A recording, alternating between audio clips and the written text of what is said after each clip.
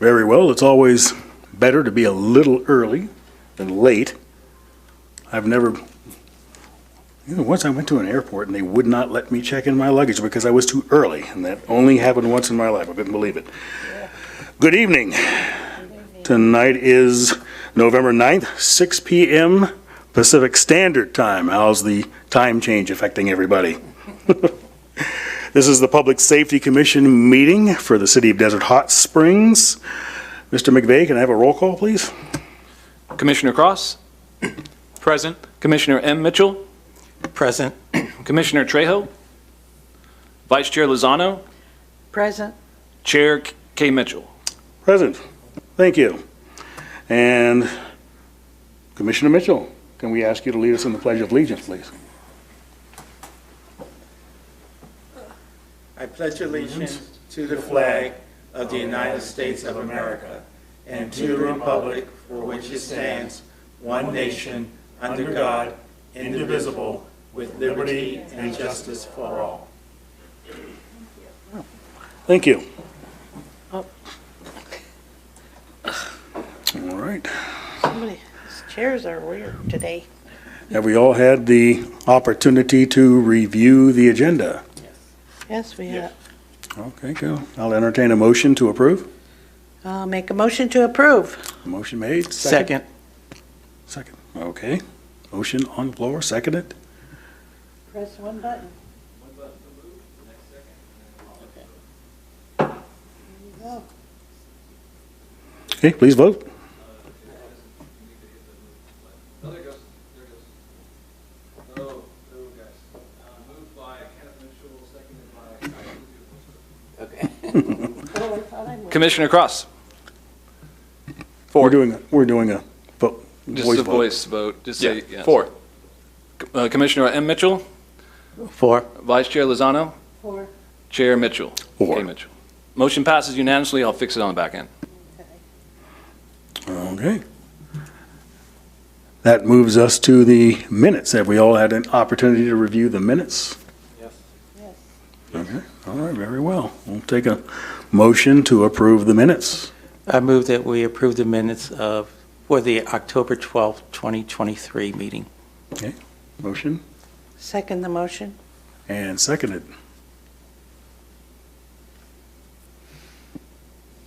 So you have to hit the button there. Oh, there it is. Sorry. There you go. And we can please vote. I did it. Motion passes unanimously. All right. Okay. Very good. Thank you all. We will move ahead to the public comments portion of the meeting. I'm going to go ahead and clear my screen here. You read the admonition, just in case there is someone here.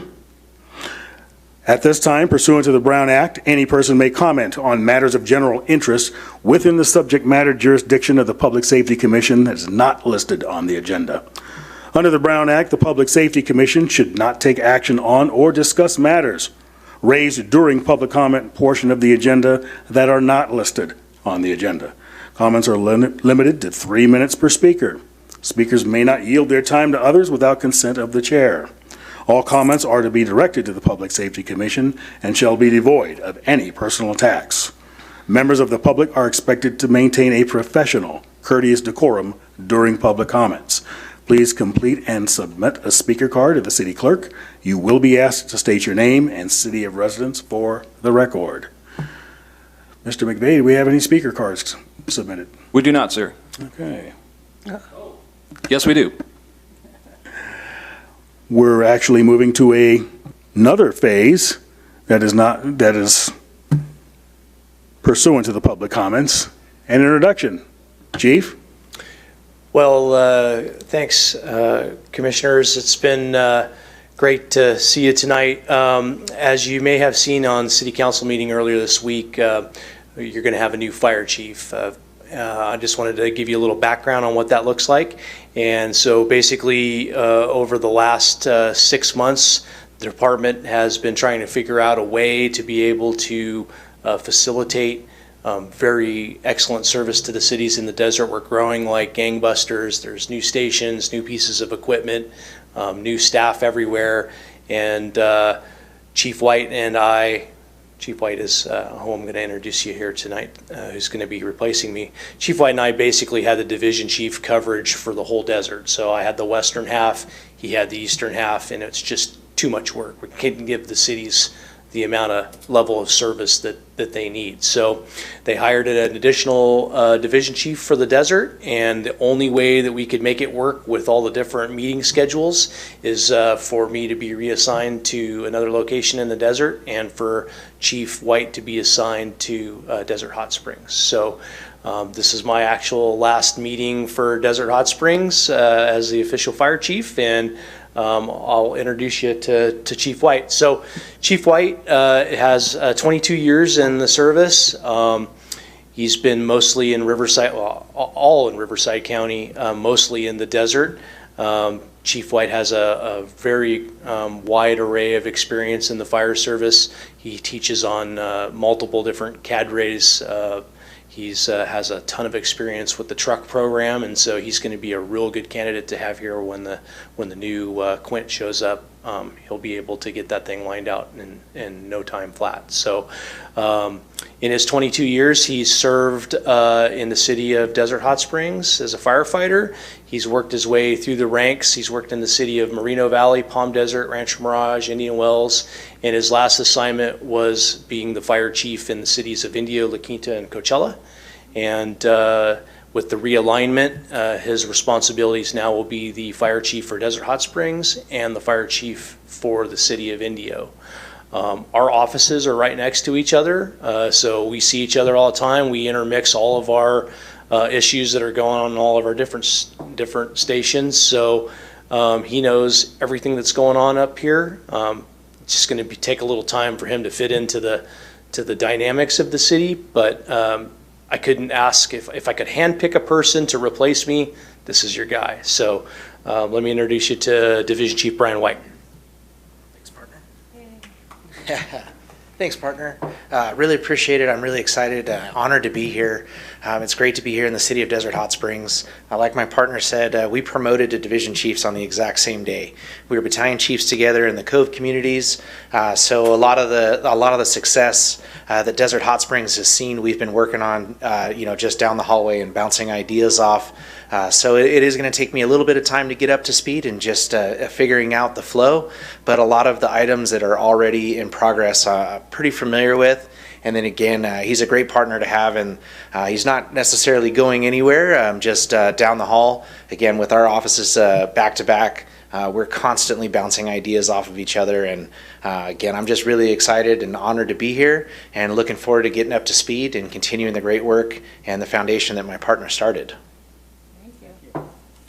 Thank you very much, Chief White. Pleasure to meet you. And Chief Beverland. I'm trying to think of the word fails me at the moment. I don't like to think of you being replaced. You know, he may take your place, but no one can replace you. It's been a pleasure working with you. I mean, having been in the fire service myself, as you're well aware, sometimes the most difficult and challenging part of working in the fire service is dealing with the people, and that was not the case with you at all. You're very easy, very accessible. You know, I ask you for something, you tell me. If you can't give it to me, you explain why. And I never could ask more from a chief. So thank you very much for your service. Appreciate and we look that. forward to working with Chief White. And I second that. Well, thank you so very much. Thank you. So with that, I'm just going to sit here in the audience, and I've neglected to tell my partner that I needed to have him prepare a report for the runs for 36, so he'll be short on that tonight, but that's my fault, not his. Thank you all. Really appreciate working with you. Thank you. And thank you again. All right, so Okay, here we go. proceeding with the evening's events, we have a presentation, and we've been waiting for this for a while, looking forward to it. The Coachella Valley Disaster Preparedness Network has a representative, Ms. Carla Sullivan-Dilly, who I had the pleasure of meeting, some time ago. We had an active shooter drill, went down in her headquarters building in Palm Desert. It is an all-volunteer organization, and they offer a cornucopia of services to assist citizens and, perhaps some business concerns as well in disaster preparedness. And that has been a topic of discussion for the last several meetings, specifically with the arrival and departure of Tropical Storm Hillary. It's on the tip of everyone's tongue. So without further delay, I'd like to turn it over to Ms. Carla Sullivan-Dilley, the Coachella Valley Disaster Preparedness Network.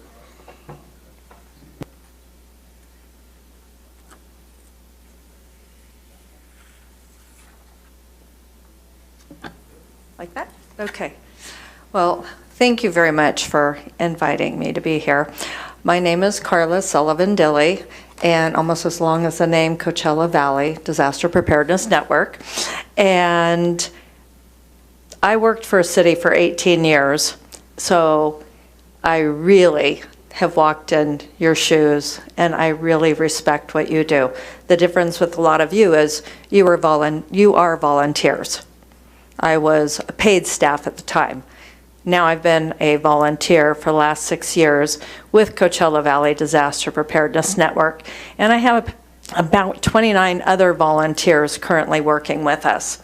So our goal is to train, educate, and network all residents in the Coachella Valley, so the 9 cities and the 8 unincorporated areas.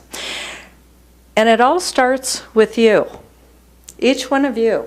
If you're prepared, it makes us all have a lot easier time of things, right? Especially after Hillary. So my question to start with is, what's the difference between a hurricane and an earthquake? A lot. A lot? What's the biggest difference? The ground shakes. We had the opportunity to prepare for the hurricane. And with a earthquake, if you're not prepared, it's too late. So that's the biggest thing. So the number one hazard in Coachella Valley are earthquakes, and we all know that, but Hillary did a number on us. So we realize CVDPN, even though we talk about all disasters and multi-hazards, we're really expanding on that and going a little bit deeper. So what do we have here? We have, will you be ready? And if we are doing what we need to do, we leave no community left behind. Our program is basic training. We've not made this up. We refer to the experts. So we work with Cal OES, we work with FEMA, we work with very strong partners, Earthquake Country Alliance. So we leave no community left behind. And we do. We talk about earthquakes being, it's starting with you, number one hazard. And how do you survive? How do you survive and thrive? We work with, again, Earthquake Country Alliance. The standard is to drop, cover, hold on. And they have become very inclusive as well. So we show, how do you do this if you are using a cane? What if you're using a walker? What if you yourself are in a wheelchair or assisting someone? Really trying to get people to understand how to save themselves, not to go running out of a building because you're going to fall down and you're going to break something. So you drop, cover, hold on. How to survive and be prepared for aftershocks. Just because you had the one, there's usually more to come after that. So to be prepared for that. Wherever you are, wherever you end up after an earthquake, you need to be prepared to know that you might have to shelter in place there. So we teach being prepared in your home, being prepared in your car, and if you have a place of business, you need to have a plan in all 3 of those locations. Let me go back. Likely scenarios. This is where we get a little negative, but a little real. Things we may not have would be our natural gas. We may not have our phones or cell phones, You never know, we might even not have 911, kind of like the last few days. Passable roads and highways, did we just experience that? Yeah, and that was the hurricane. Electricity, if we don't have our electricity, you don't have the opportunity possibly to have your cell phones working. If you go to a gas station, if you're one that waits for your tank to go down to empty before you refill, you need electricity to pump the gas. You need electricity to pay for the gas. So what are you going to do if you don't have those things? We are a desert because we experience extremes with heat and cold. What kind of plans do you have in place during the summer, in the extreme heat, and during the winter when we get our extreme cold? Tap water, something we take for granted every single day. Turn on the faucet, wash our hands, get a drink. After a big earthquake, that's probably not going to be the case. So how much water do you need? How much water can you store? Is really the answer to that. Access to shopping and supplies. How many of you shopped for toilet paper during the pandemic? You need to have your supplies ahead of time. After an earthquake, chances of getting into stores are going to be slimmer. The pandemic, as horrible as it was, we had electricity, we had Wi-Fi, we had communications, we had Amazon. So we were able to shop. We just had to be a little bit more careful. And then, what's our house going to be like at the end of the day? What's your firehouse going to be like at the end of the day? How well prepared are you with making mitigation plans ahead of time? So what do you need to survive and be resilient? Okay. It's playing hide and go seek. There should be something in each box. Try going over what's it might have an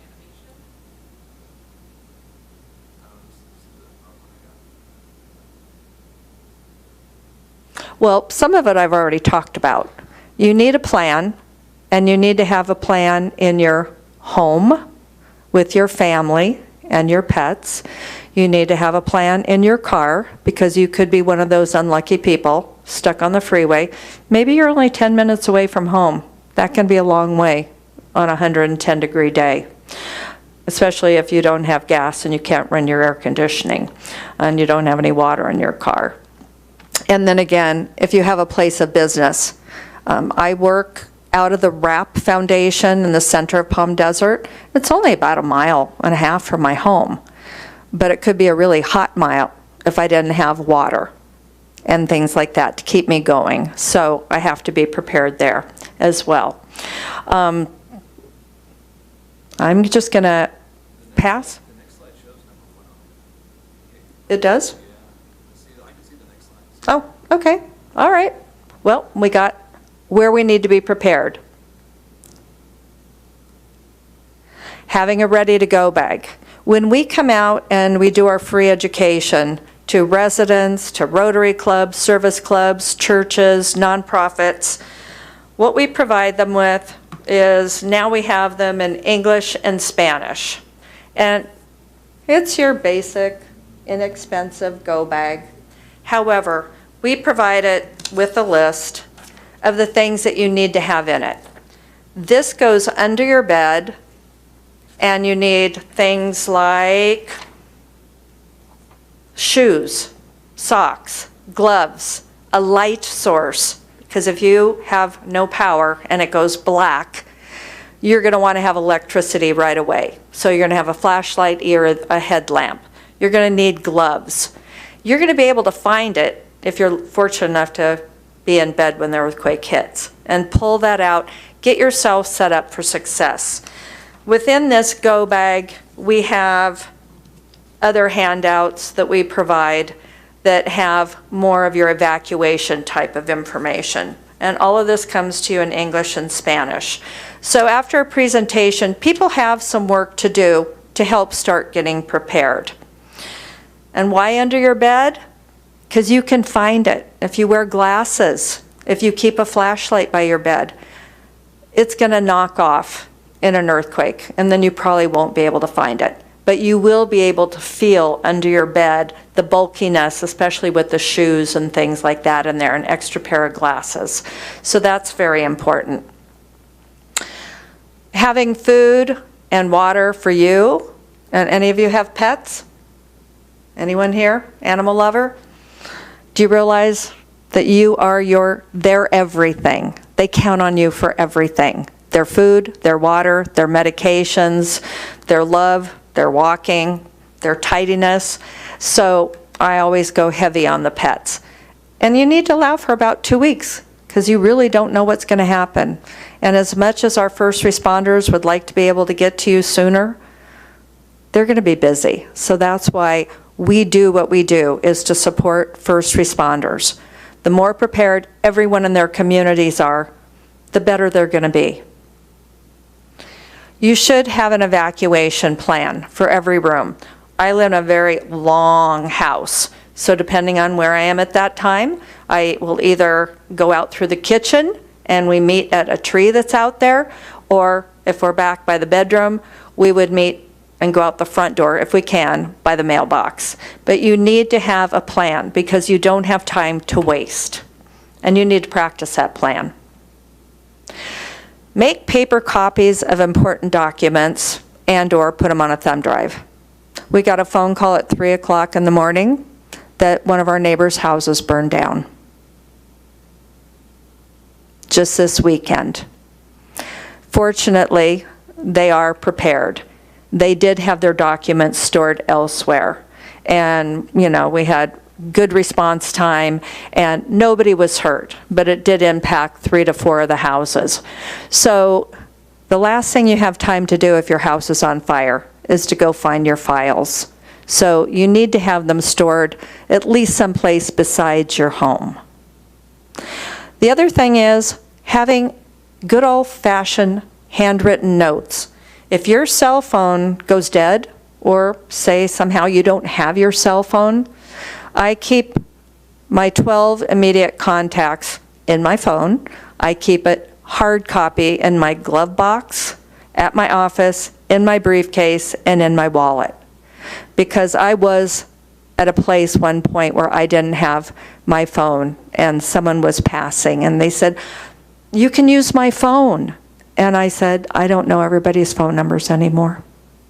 So having that in writing can be critical, and having that out-of-state contact that can help make those contacts for you will relieve your stress and will relieve the stress of your loved ones that know you've been impacted. Auto survival kits, again, it's similar to having your go bag. I was offered water tonight. I never leave my home without my big Yeti cup. I always have ice water in it, no matter where I go. It's a signature. You see it in pictures because I always have it with me.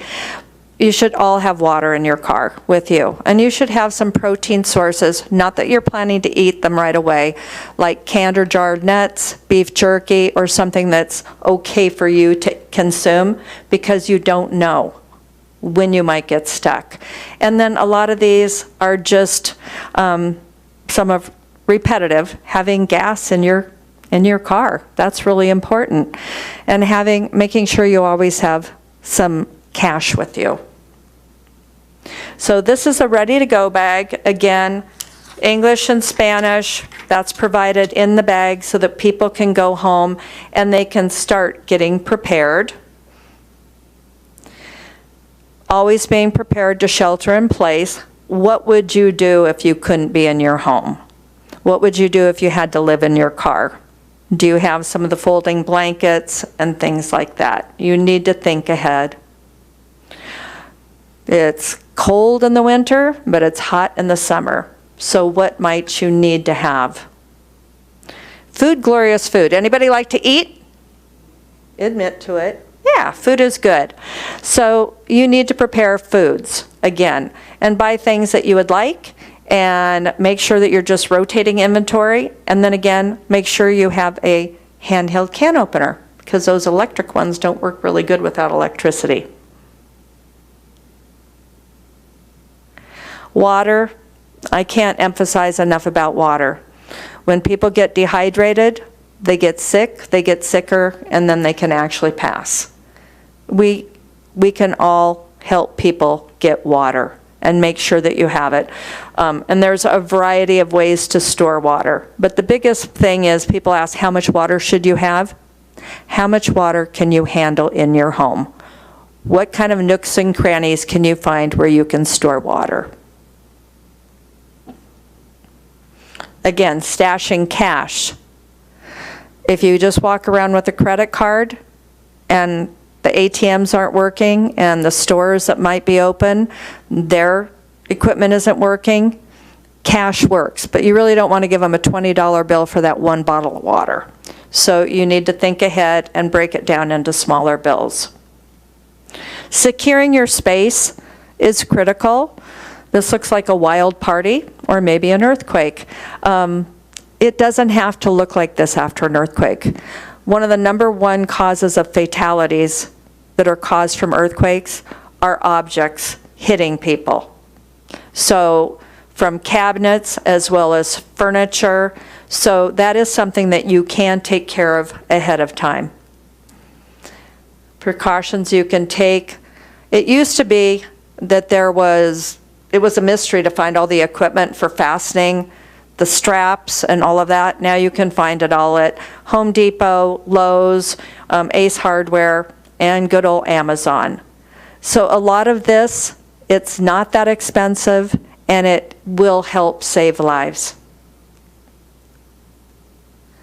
More things to consider, first aid kits and on down. Fire extinguishers, they're great for a very temporary short fire. What, they last about 10 seconds? Maybe a trash can. Better than nothing, but again, you need to know how to use it too. A lot of people who don't have a lot of space will buy one of the sealable trash cans and they'll store their things in there. Pets, I've been at the Living Desert for 15 years. I'm an animal handler and I love it. But I realize our pets there, all 600 of them, they require human care to take care of them. And that's the same way it is with your pets. So please make sure that you have photos of them. No problem, I've got, hundreds on my phone, but in my dog's go bag also has some hard copy photos in case we ever got separated. Extra leash, medications if they're needed, and those ID, and also their, when they've had their different shots and things. We're 100% all volunteer. Last year alone, we had about 5,500 hours of volunteerism to provide what we do across Coachella Valley. I'm not getting paid tonight. Honey, here's some leftover macaroni and cheese for dinner. I'm out to a meeting. We do it because we're passionate about it. And what we would like to do and offer is, how can we help you? How can we help your cities become more prepared? How can we help you as first responders not feel as guilty when you can't get to a mobile home park? You can't get to some of your communities. But you go, you know what? Caliente Springs, wow, they're out there, but they've got a good plan. They've got a lot of CERT-trained people, and they keep getting trained. So that's what we're all about. You can reach us on our website. My phone number's on there. And each of you did they all get red bags? So that's just a sample of what we do. This is a presentation that can be personalized. We can do it in about 20 minutes and leave time for questions and answers for people and stories, because they love to tell their stories. But we need the support from the top on down. And if everyone in Coachella Valley really believes in this, we've been to about 200 of the HOAs, but there's about 800 HOAs, so that means we still have a lot of work to do, and that's across Coachella Valley. So if you belong to service clubs, if you have scout troops or anything like that, we are happy to present to them and help empower them to take what they need to be personally prepared. Thank you. And I can answer any questions if you would like, or I can disappear too. Excellent presentation. Thank you very much. And this is the tip of the iceberg. I'm on their email list, and I see the services that they offer. And earthquake preparedness, as it is pertinent to us, they have their tentacles in everything. They really do. So, entertain questions for Ms. Earl Sullivan-Dilly, who would like to go first. I'd just like to say thank you very much for coming and for your time. And this should give us a good place to work for in concerning, what the city can do, especially when it comes to communicating with the public. Just thank you very much for coming. Thank you. We appreciate it. Thank you very much. My pleasure. Yeah, how can we work with you, and how can you help us in terms of getting our citizens prepared? One of the things, as Commissioner Kay Mitchell mentioned earlier, this is something we've been talking about for probably the past 7 or 8 months. Okay. Before we had Hillary, Yeah. because it's something that's really important, and Right. the San Andreas Fault goes right through. There's a hot spring, so if there's a It really does. yeah, so All if there's 800 a- miles of it, 10 So- feet deep, yeah. So if there's a earthquake along the fault, the city's going to be devastated. Yeah. So we need to prepare our citizens. So I will be reaching out to you. That would okay? be lovely. My number's on everything. Okay, thank you. Yeah, you're absolutely right. There are none of us that are immune to what could happen. And the whole idea of anytime you're prepared for whatever you're doing, you're going to do a better job coming through it. But if you don't know about it, and you don't know that you can't dial 911 and get that same wonderful response that you're used to getting, that's a shocker to some people. So as long as people know they don't have to spend a lot of money, we've got the list for them, and we can go into any communities. And so that's what we can do, is arrange that for you. And we can do presentations from 20 people up to 500 people, whatever the area, the event location can handle. So, and just to let you know, how do we pay for these bags? We get grants and we get donations. And as we have become more popular as a nonprofit the last 6 years, and they've seen what we've been able to do, the cities have different grants that we have applied for and gotten them. I got the Listos grant I got $110,000 BC right before COVID, and that's the money that we use because we're not doing payroll. We do have some overhead so that we have a storage unit to supply everything and an office to work out of and meet with people. But we get all that meeting space and do all of our trainings, our Stop the Bleed, our active shooter, our personal preparedness messaging, our community disaster plan training, all at the RAP Foundation, which houses nothing but nonprofits. That comes with our rent. So that's a gift in itself. So, but we come out to you. I just want to say that I'm impressed, and I thank you so very much.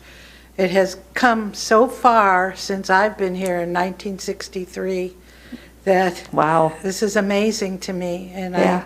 I appreciate every moment that you Thank you. volunteers can help. I have a history question I don't know the answer to. When was the first fire station built in Desert Hot Springs?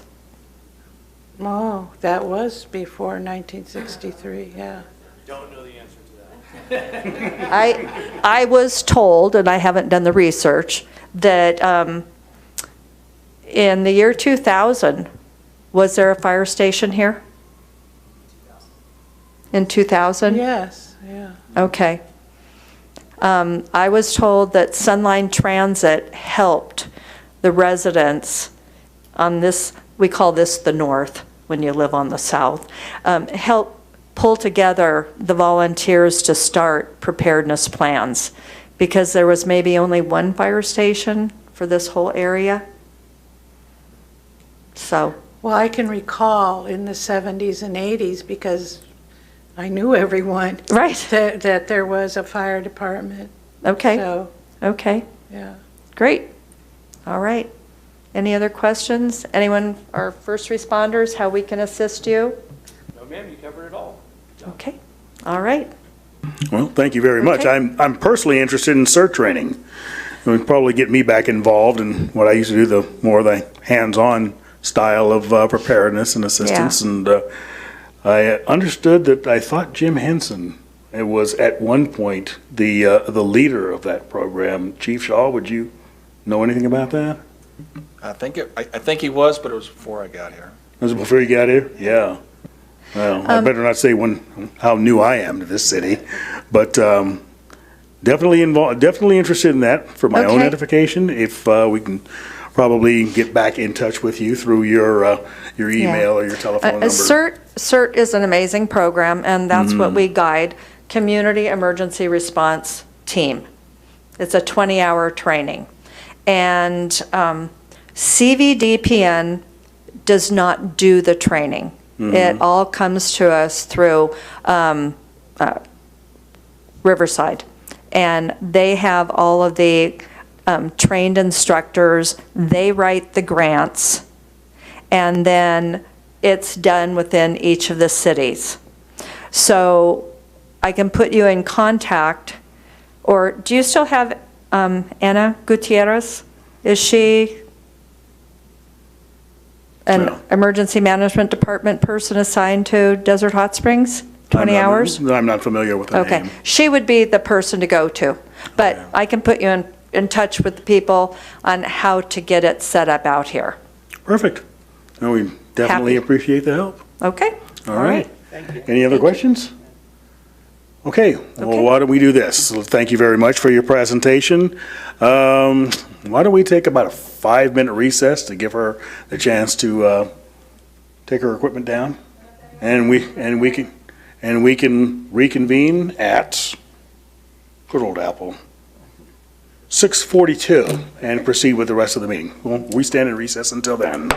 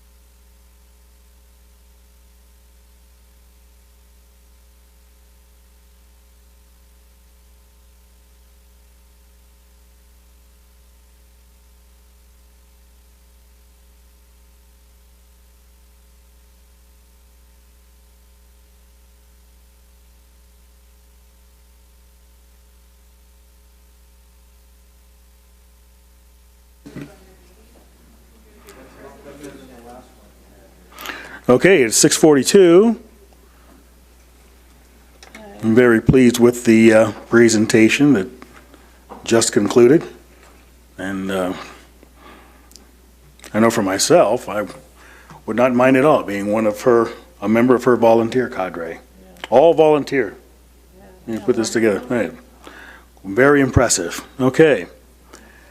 We're going to move at this time to the administrative reports. First up, we have the monthly report from Code Enforcement.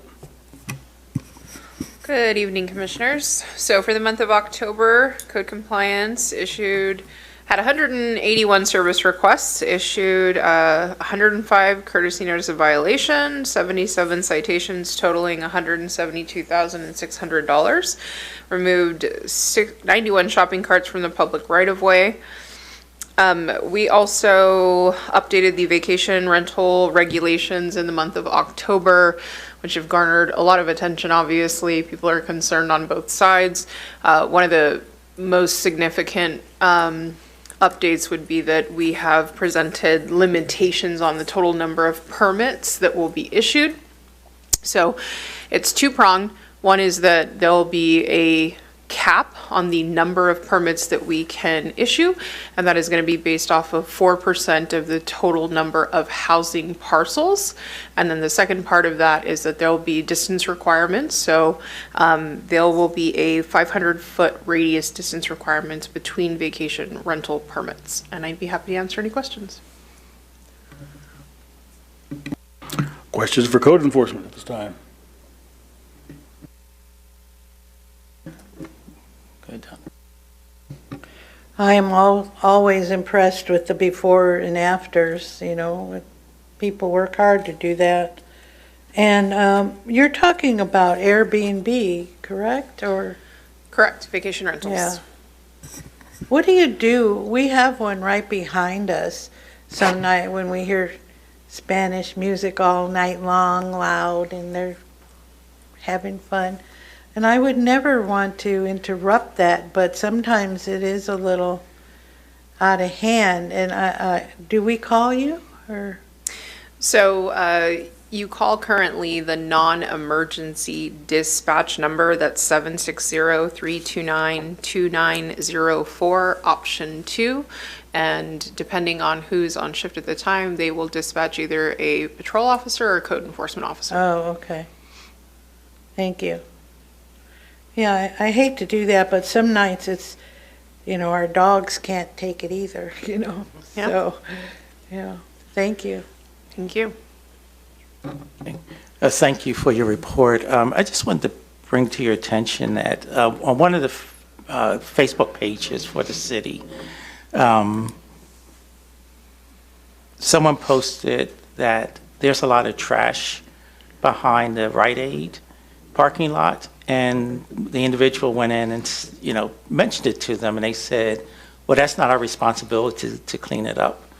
And it is their responsibility to keep their parking lot clean and free of trash. I downloaded the picture so I can show it to you after the meeting. There's several, you know, Facebook pages, and I can't find the one site that downloaded the picture. Yeah, so it's most definitely their responsibility. Every property, commercial and residential, still has to abide by the codes in the municipal code, as well as, you know, California health and safety codes. So that's no different. I'm sure the employee just probably didn't understand that it was their specific responsibility. And typically, most of our shopping centers, most of our major retailers do have some sort of, you know, maintenance agreement, and they have people come in regularly and clean up the parking lots and, you know, maintain the landscape and things of that nature. But what I will say is that in these sort of windy times, this is a very common occurrence with most of our kind of thoroughfares. And so if there's been wind, usually you'll kind of see, you know, some debris pick up, and then it'll get cleaned up right away. But we can go out and we can take a look, and if there's a violation, we'll address it. Yeah, this looks like it's been there for a while. It's just not trash from the wind. Yeah, It's understood. trash that's been accumulating for a while. Thank you. Any other questions? No. All right, well, thank you for that report. Thank you. Appreciate it. Appreciate your hard work. Next up, the Animal Control Monthly Report. Yes, sir. So for the month of October, we actually had 72 intakes. 29 of those were returned to owner. 5 of those were sent to a rescue, and 6 of those were adopted. 2 were sent to CVAC, and again, not any charge to the city because those were both bite reports, so they were charged to the owners for the quarantine period. We had 24 that were taken to the vet, 13 that we had DOAs, 0 that passed away in our shelter, 10 that were euthanized, 27 licenses, 21 admin citations, and 28 warning citations. We had 200 calls for service, and we did have the spay and neuter bus in our parking lot for the month of October, and they spayed and neutered 30 pets. Questions for Animal Control? All right, so this is a little loaded, but I was wondering if the city's held any adoption events recently, and if not, if that would be helpful to you. And then also, is there a specific time of the year that would be most helpful? We're working on actually doing adoption events. Mm-hmm. It's a little hard right now because to get the animal spayed and neutered, it takes time. So we don't like to send out an animal unaltered to a home. So we're trying to do it as fast as we can, but vets are a little scarce right now. So an adoption vet, we are in the process of doing in the future, yes. Okay, thank you very much. Just keep us updated on that. Thank you.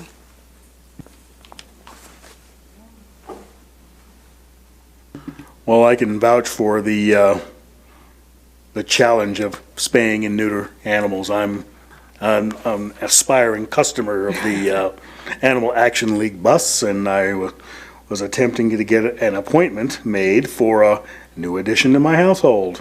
And it looks like I'm waiting for I guess November 14th is the call-out day. Call date. Mm-hmm. And you know, it's going to almost be like the opening of a major motion picture where you sleep outside and, okay, I gotta be first in there. I'm hitting dial, right 7:58, 7:59 to get that first call in and get that appointment made, so. You can also show up, if they're in our parking lot, you can show up early as 7 o'clock, 7:30, and be the first in line, so if somebody cancels, they'll stick you right in. Yeah, like a standby flight. Yeah. Yeah, we tried that.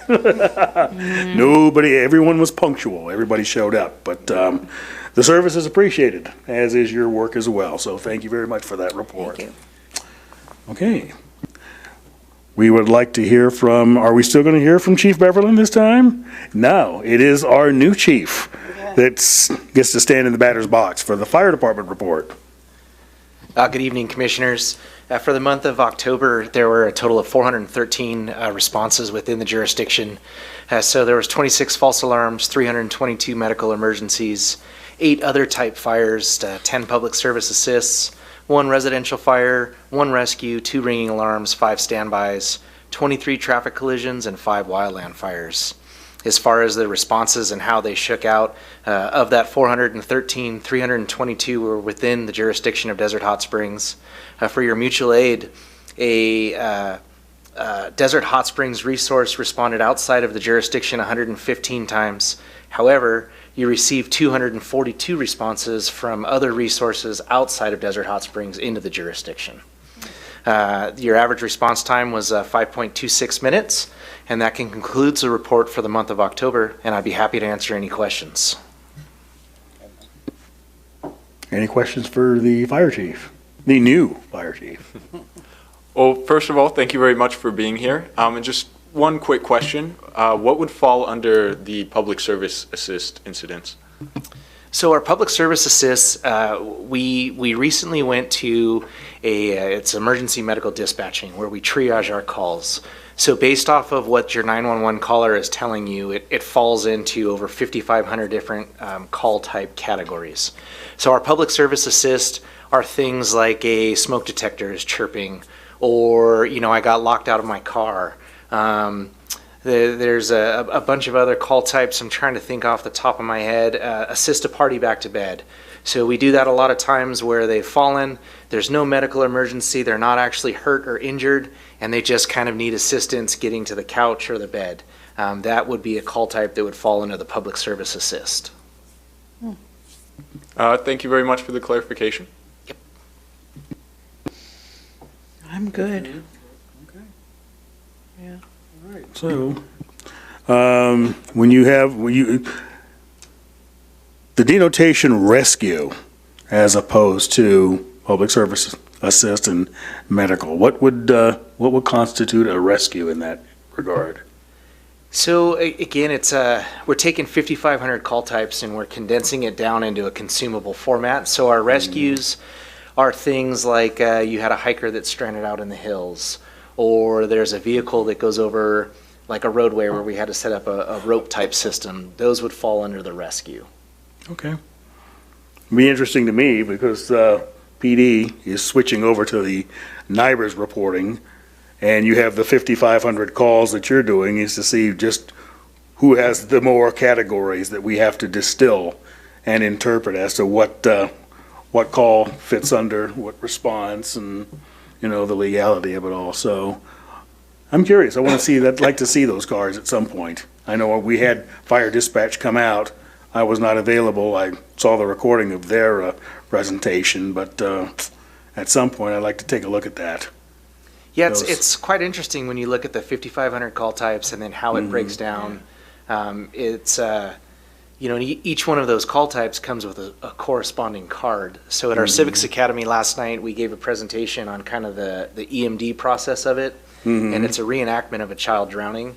And on the screen, you can actually see the call types where it's a series of, it's literally a question and answer. If we're doing a fall, it's like, okay, you fell. How far did you fall? Are they awake? Are they breathing? And then based off of the answers, it opens up the next card. And then at the end of it, it'll spit out a determinant code. That determinant code tells us whether we respond with lights and siren or if we're just going to drive with the normal flow of traffic. Very interesting. Is this through 911? Is that how you do that? Yes, ma'am. So through 911, our emergency medical dispatching, we actually provide instructions over the phone. So we do bleeding control. We can give you instructions on CPR. We give instructions depending on, again, based on those cards. Our dispatchers may tell you things like, do you have baby aspirin in the house? Go take 2 of those. There is a tremendous amount of information that we're doing in that pre-hospital, pre-emergency setting. So that, that 4 to 7 minute response time while you're waiting on our fire engine, you're still getting some sort of instructions and care over the phone. Oh, wow. The 911, I kept getting alerts about 911 and, Banning and Cabazon? Yes, ma'am. It wasn't working? So were they being transferred to our 911? I don't know what was happening. So 911 is it's interesting the way that it works. There's primary answering points and how all of that kind of works. And what ended up happening yesterday was during the storm and when Hillary came through, the actual main circuit that serves the Coachella Valley was damaged.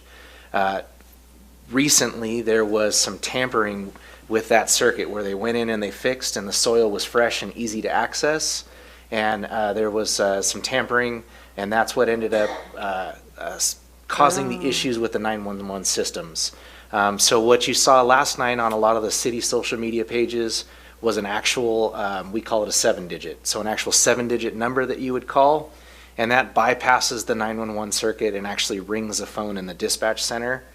So in the 20 some odd years I've worked out here, I've only experienced that twice where the entire 911 network was down for the Coachella Valley. Amazing. Thank you.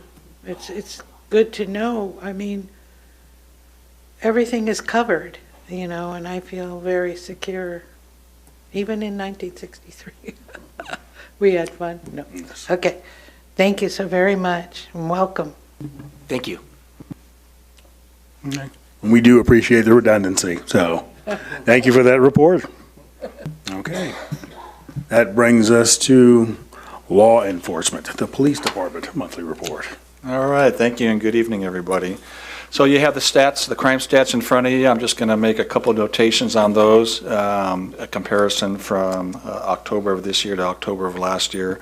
Simple assaults are down 16%. You see the kidnappings are up 400%. So two things to look at for that. We've talked about specifically with kidnappings before and how they fall under the NIBRS code and the definition of what a kidnapping is.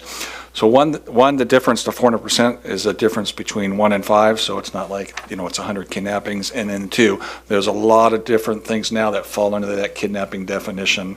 None of those kidnappings were a kidnapping for ransom or an actual abduction of somebody, so I just want to make that clarification, because that number can be alarming if you're looking at that and you don't have the full context of it.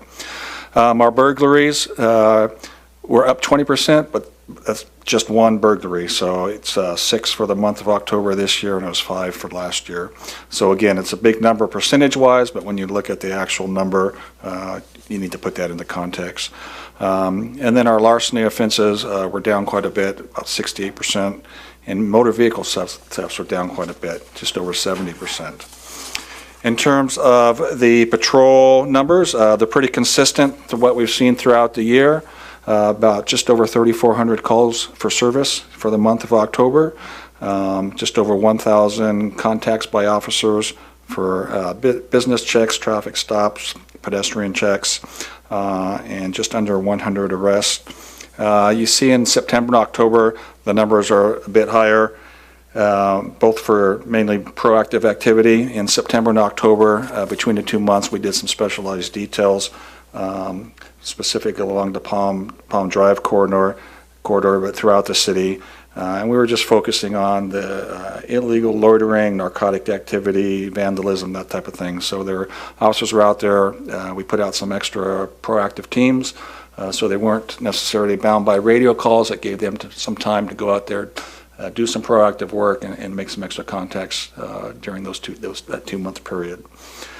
What's coming up, what's going on with the police department? We're currently under our second phase of construction. I wasn't here last month, so I think right before I left, I think in September, we talked about we were getting ready to start the second phase of construction. That has started. Currently the back half of the police department building inside is where the construction's going on. There's going to be a new gym put in there, a bunkhouse for an officer that's got a holdover for a court or something like that. There's a new crime scene investigator's office going in to where they have not only an office, a workstation, but then all their crime scene investigative equipment will be housed in there. We have some remodeling going on in our evidence and property room area, and then a couple new offices. So that is anticipated to be completed by the end of the year. So it's come along. They're just doing framing this week. The last couple of weeks they did demolition and stuff like that. So that's come along. We're looking forward to that. Currently the next phase, which is a real big phase, and that's going to be basically the new building that'll be right next door to us, and then the remodel, the tenant improvements over at Fire Station 37, and then the wall around both of those complexes making up our public safety campus. That's already out for a request for proposal. The city's currently working on that and hoping to break ground with that just after the first of the year. So moving forward with that construction. The other thing that happened recently is the hub. So if you're not familiar with the hub, it's a duplex. It's located at the corner of Hacienda and Ocotillo. This was put together after the city did a lot of research, and basically it's in response to our homeless issues that we have in the city. It was put together, the city purchased a duplex, it's been renovated, and currently it is being run by Martha's Village. They have an extensive history when it comes to homeless and providing resources to homeless individuals and finding housing for those folks. So the hub is operational right now. It's open. So basically the way it works is there's a warming and cooling center at the hub, and that's open from about 7 a.m. To 7 p.m. So folks can come inside there, whether they're a referral from the police department, whether they're a referral from community group, outreach through Marshall Village or any other community organization or private group. They can go in. They do serve breakfast, lunch, and dinner. So you can go in there, they can get something to eat, and then they have full wraparound services available at that one location for folks. In addition to that, they do have 27 beds available, so folks can stay the night. You have to check in by, I want to say it's 4:30 in the afternoon to get a bed, and then you can stay the night. They allow pets. Pets are not allowed inside the sleeping area, but folks can bring pets into the cooling or warming center, and then they do have areas for them to secure their property on the outside and lock on that property. So it's a great facility. It gives us the opportunity, you know, just from the police department standpoint of it, where a lot of the homeless issues seem to fall on, but the police department is equipped to deal with in terms of getting folks those resources, whether it be mental health help, whether it be an addiction problem, or someone that just they're down and out. Maybe they lost their job, or something happened where they've lost important paperwork and they need help getting a new ID or something like that. This facility allows for that. For the police department, it allows us, we're able to refer somebody there and or take somebody there 24/7. So even after hours, it has security full-time, 24/7 on site. And then after hours at 7 p.m., once they close up the heating and cooling center, we still have contact with the on-site security. So if we run into somebody at 2 o'clock in the morning that needs a bed and is willing to go there, we can get them there and get them set up. And then when the staff gets there in the morning, they can start that entire process with them. So again, it's good for us, and it's good. One of our big things, especially in Desert Hot Springs, is we have probably the last homeless count that we had here that took place this year put us at just over 100 homeless in the city of Desert Hot Spring. A lot of those you don't see because they're out in the desert area. There are a lot of encampments out in the desert area. I think most noticeably, folks see folks on like Palm Drive and sleeping under like the business alcoves and stuff like that.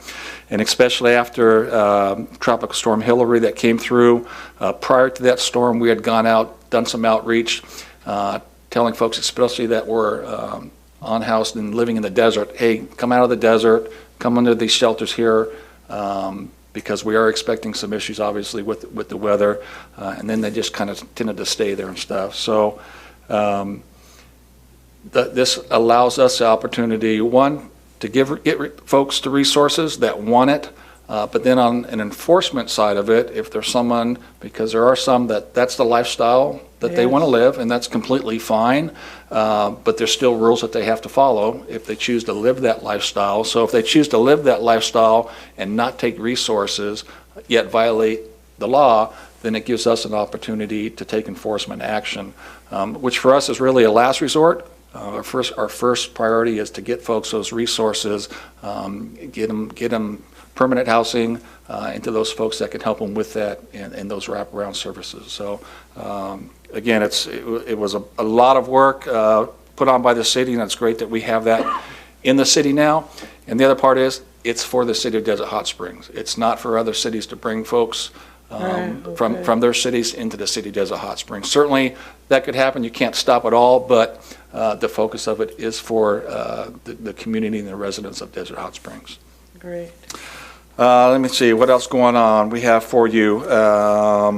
We do have, and I'll just put it out there, let me give you the exact date, Monday, November 20th at 6 p.m. We are doing a community meeting for the business owners of Desert Hot Springs. So this one is for business owners within the city. It'll be here at City Hall. Again, that'll be on November 20th, starting at 6 p.m., and we anticipate it to run from 6 to 8 o'clock.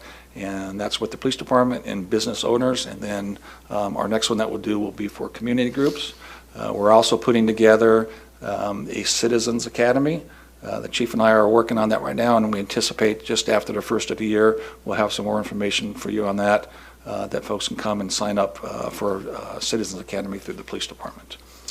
And that concludes, the last thing we did today, I did go to the the Coachella Valley Conservation Committee meeting.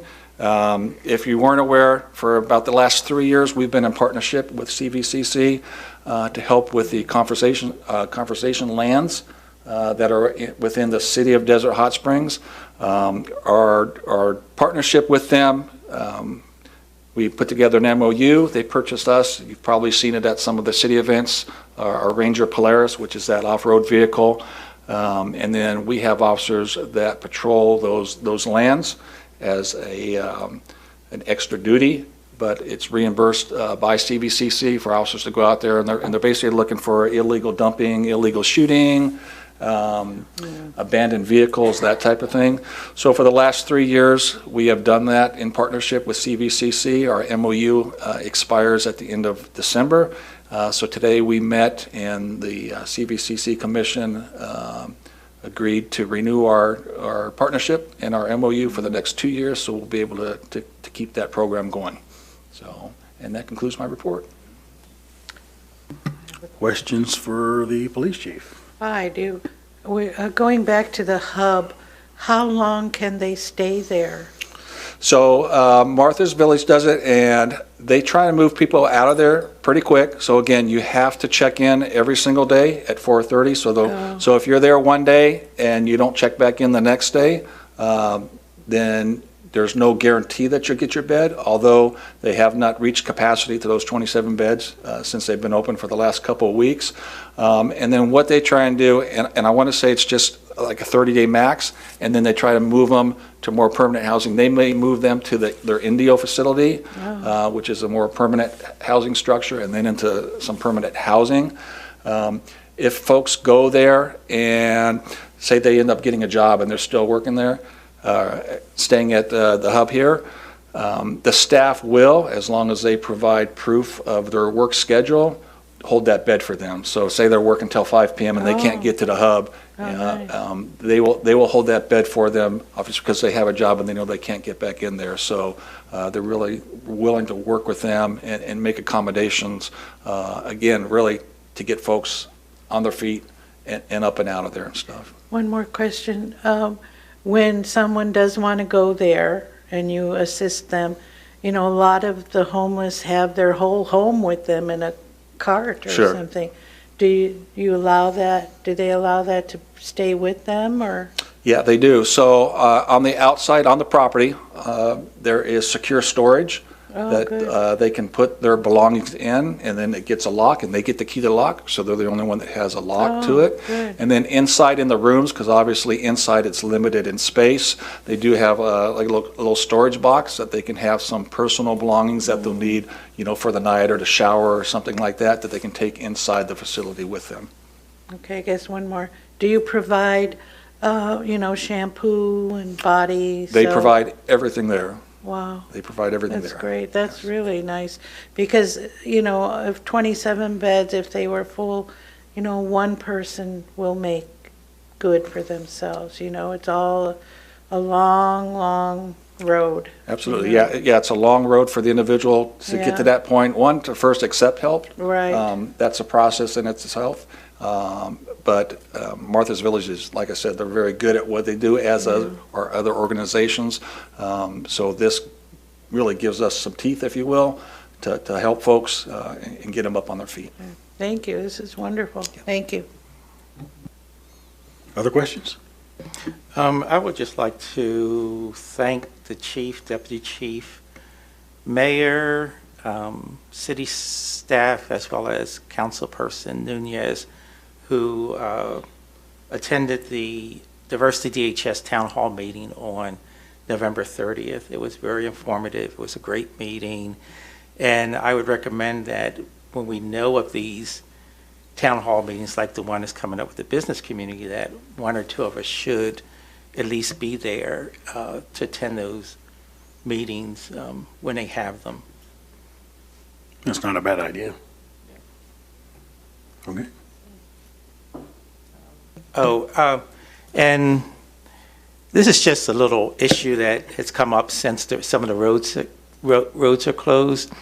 There's a lot more traffic on Pearson, especially, you know, not it's not too bad it's bad in the morning going west, but at night coming east, because you have that shoulder, a lot of people have started using the shoulder as a travel lane on Pearson. And I can just imagine a major accident happening if somebody's not paying attention, because you're not always aware that someone's going to come from your right side on the shoulder to go across Pearson. I've seen them run the stop sign.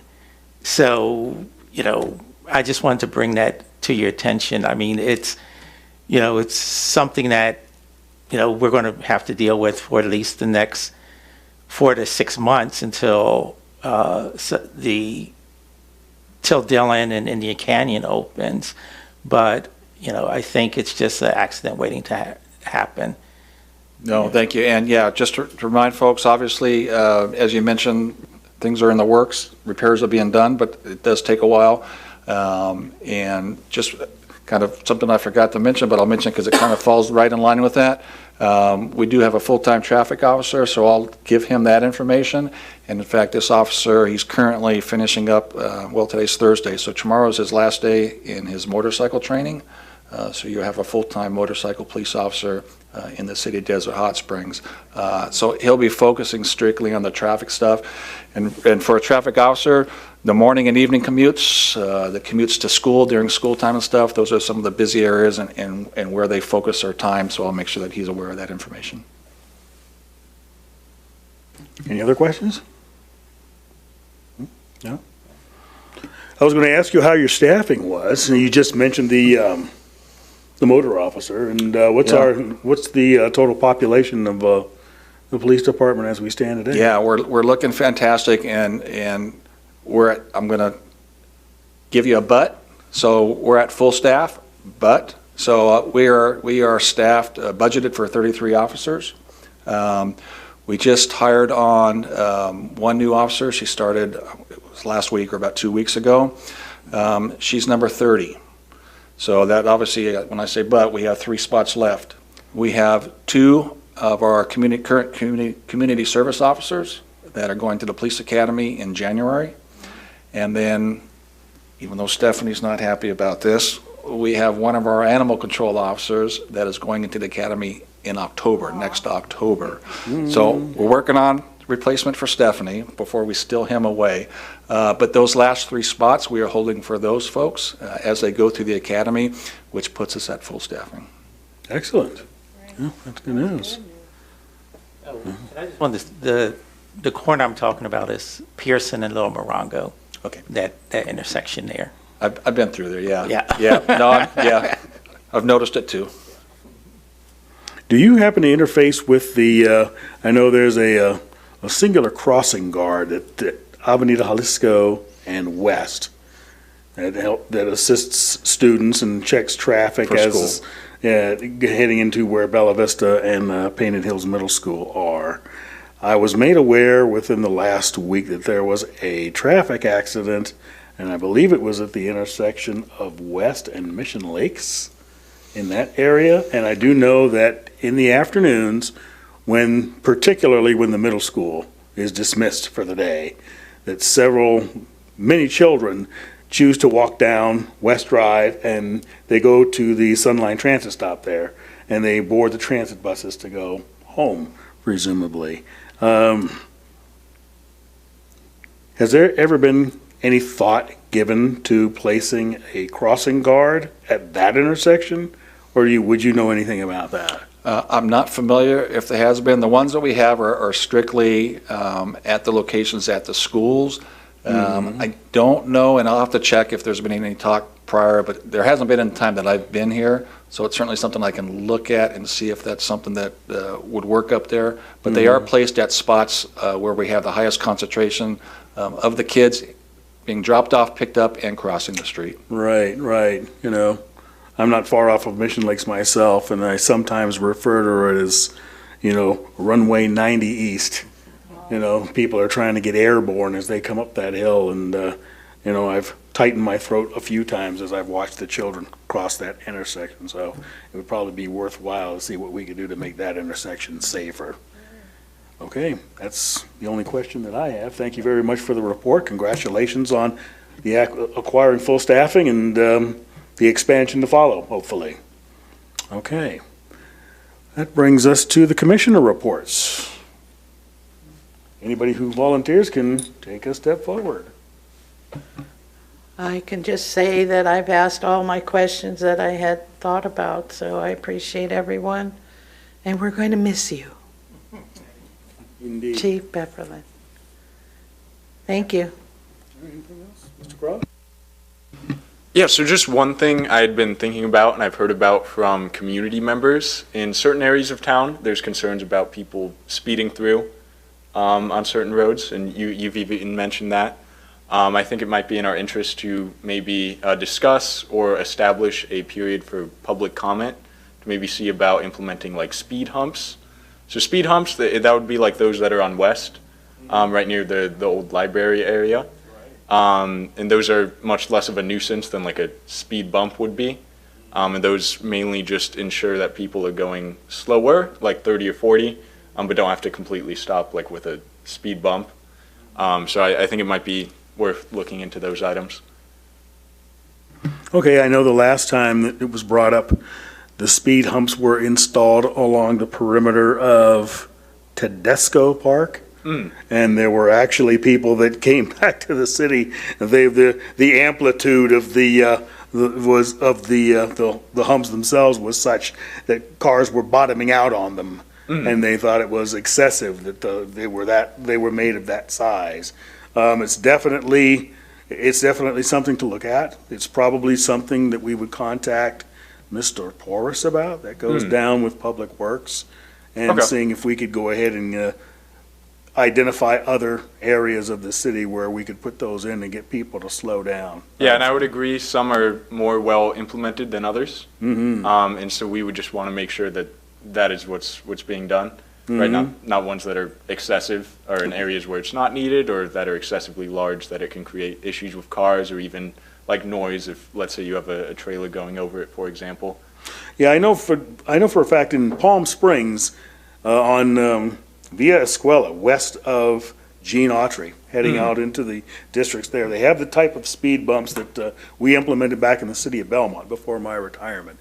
And they're designed such that emergency vehicles, with their tires being situated on the construction of the vehicles, it will not hinder emergency vehicles responding to police emergencies, fire, medical, or whatever, but it will restrict, the traffic of other cars and slow them down. Would probably be my personal favorite, but to look at the entire cornucopia of the available speed bumps would probably. And I would just interject that Nick Haker is the Public Works Director. So you would, Haker is? and this has come up before, so you definitely want to talk to him, as Daniel he's now the Assistant City Manager. Okay. Excellent. I got to speak to Nick Haker on an unrelated issue anyway, so I'll take that under advisement. Are there any other reports? Okay. I did have one question for code enforcement. Are we still employing the private STVR enforcement people? For nighttime and weekend enforcement, yes. Nighttime and weekend enforcement, okay. I did have a question brought to me by a member of the public about short-term vacation rentals, about a couple of them getting out of hand, and I was not sure if we still had that service available. Yeah, they're on from Thursday at 7 p.m. to, technically Monday morning at 4 a.m. Okay. All right. Well, good. Well, thank you for that. One last question for the Chief of Police. Probably ever since maybe 2 weeks to the bow side before the 4th of July until pretty recently, I've been falling asleep to the sound of gunfire. And I know that there is a technology out in the universe for, tracking gunfire, tracking flying bullets and things like that. I've maybe called out law enforcement once or twice on the issue, but not knowing where they're coming from, and understanding what the law enforcement is up against to begin with. I don't want to send officers on wild goose chases looking for where the gunfire is coming from. Have we ever heard of that technology or considered implementing it in certain areas in the city? We have. So first, for you or anybody, please call. That's what we're here for. Even if you can give a general area, we'll send officers out, even just a canvas area. So you're not bothering us, and the community's not bothering us. That's what we're here for. But there is a Spot Shotter, and I'm sure there's other names for other companies. It's a technology that's come along quite well over the last several years. It's just very expensive. So it's something we're aware of. We've seen it. I've seen demonstrations of it. It is just something that is very expensive. And if at some point we go down that road, it's just a matter of finding the funding for something like that. Okay. Well, you're aware of it then? Yes, sir. Okay. All right, that's all that I have. Is there anything else from anyone for the good of the order? Okay. Well, as always, I'd like to thank the representatives of our city services for attending and disseminating the information. Congratulations again to the incoming fire chief, and as for the outgoing fire chief, we'll miss you. Please don't be a stranger. All right. To see a recording of this meeting and other meetings dating back to 2009, not just for the Public Safety Commission, but for planning and city council as well, please visit our website, cityofdhs.org. Click on agendas, meetings, and minutes. Our next scheduled meeting, I believe, is December 14th at 6 p.m. in these chambers. I understand there's a holiday coming up. If you choose to celebrate it, please do so safely and responsibly. If there's nothing else, we stand adjourned. Thank you and good night.